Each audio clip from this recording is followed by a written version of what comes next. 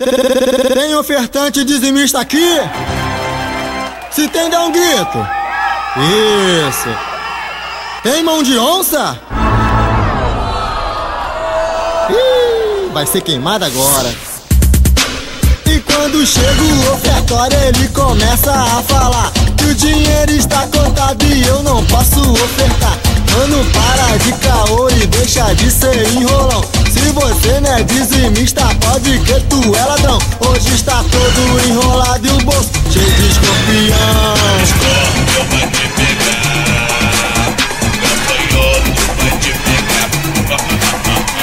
Escorpião vai te pegar, gafanhoto vai te pegar. Hoje está desempregado e a mamãe vai sustentar. Pra quem tirar vontade morta, hoje a pé vai ter que andar. Mas isso só acontece pra quem não é fiel a Deus. Então melhor é ser fiel do que ouvir perder.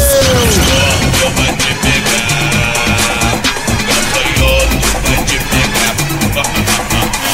Escorpião vai te pegar, gafanhoto vai te pegar.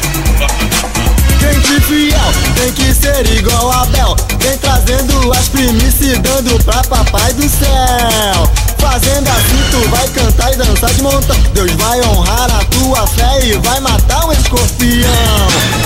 Mão de onça, olha aí o crente fiel, é ofertante dizimista e não roubar papai do céu. Prosperidade jamais lhe faltará, porque Deus tira as migalhas pra